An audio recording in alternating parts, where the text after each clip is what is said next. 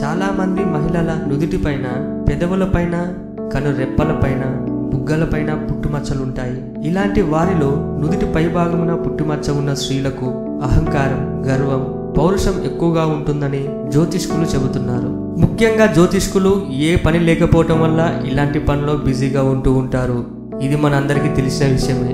ఇంకా వీరు చెప్పిన కొన్ని మాటలను ఇప్పుడు మనం చూద్దాం.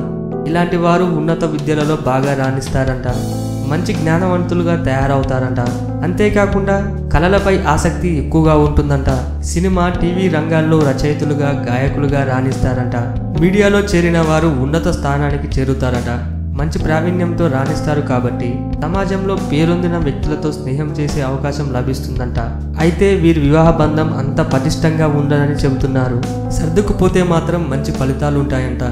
నుదుటిపై పుట్టుమచ్చున్న స్త్రీలు భర్తని ఏమాత్రం లెక్క చేయరట. పిల్లల బాగోగులు కూడా పట్టించుకోరంటున్నారు. అయినప్పటికీ వీరికి అనుకూలమైన భర్త లభించడం వీరి ప్లస్ పాయింట్.